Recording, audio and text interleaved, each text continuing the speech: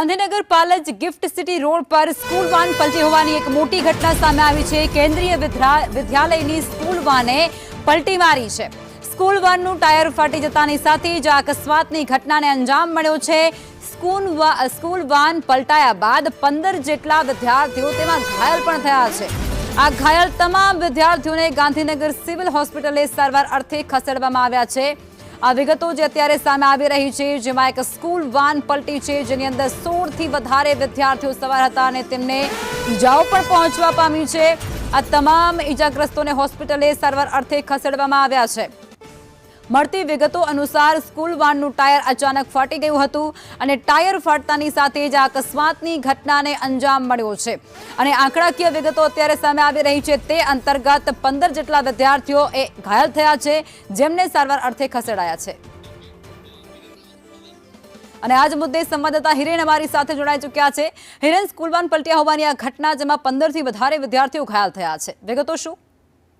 ગાંધીનગરના gift city road પર પાલજ પાસેની આ ઘટના છે। પ્રાઇમરી દ્રષ્ટિએ જે વેન હતી એ વેનનું ટાયર ફાટવાના કારણે વાન પલટી મારી છે અને બાળકો જે વેનની અંદર બેસેલા હતા એમને સામાન્ય ઈજાઓ થતા તેમને ગાંધીનગર સિવિલ હોસ્પિટલ મોકલવામાં આવ્યા છે। જો કે બાળકો એક્ઝેક્ટ કેટલા આ સ્કૂલ વેનની અંદર હતા અને ઈજાગ્રસ્ત કેટલા છે તે ફાઇનલ આંકડો હજી સુધી સ્પષ્ટ થઈ શક્યો નથી, પરંતુ 10 થી 15 જેટલા બાળકો હતા અને 5 જેટલા બાળકોને ઈજાઓ થઈ હોવાનું પ્રાથમિક માહિતી સૂત્રો પાસેથી મળી રહી છે। સિવિલ હોસ્પિટલમાં બાકીના બાળકોની સારવાર દરમિયાન વધુ વિગતો ધ્યાને આવશે। પોલીસે પણ ત્યાં પહોંચી કારણો શું છે તેની તપાસ શરૂ કરી છે। જી હિરેન, વાલીઓની કોઈ પ્રતિક્રિયા સામે આવી રહી છે? બાળકો છે એ સ્કૂલ વેનની અંદર હતા, એટલે વાલીઓ પણ હજી સુધી લગભગ ત્યાં નથી પહોંચ્યા। અત્યારે પ્રાઇમરી દ્રષ્ટિએ ત્યાં આસપાસના લોકો હતા અને 108 મારફતે તાત્કાલિક આમને ત્યાં સારવાર માટે બાળકોને લઈ જવાઈ રહ્યા છે। એક પ્રકારે વાલીઓને પણ સ્કૂલ સંચાલન અને જે વેન હતા એના દ્વારા માહિતી આપવામાં આવી છે કે આ પ્રકારની ઘટના બની છે। વાલીઓ છે એમને પણ સિવિલ હોસ્પિટલ તરફ જ જવા માટેની માહિતી અપાઈ રહી છે।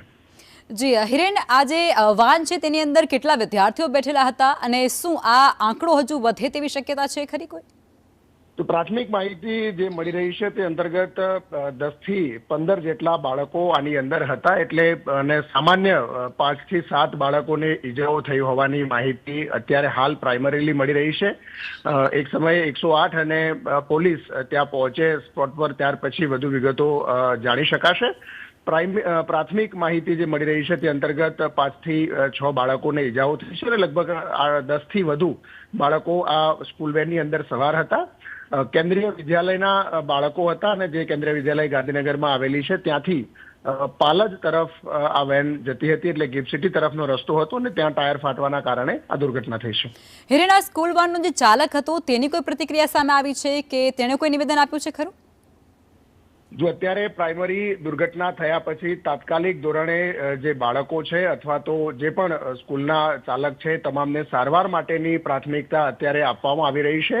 નાની મોટી ઈજાઓ થઈ હોવાના કારણે તેમને પ્રાથમિક સારવાર ગાંધીનગર સિવિલમાં આપવામાં આવશે। ત્યાર પછી પોલીસ વગેરે એના નિવેદન અથવા તો કયા કારણોસર શું હતું, કેટલા બાળકો હતા અને ક્યાંથી ક્યાં વેન જતી હતી, એ તમામ બાબતો ત્યાર પછી જ પૂછપરછ કરવામાં આવશે।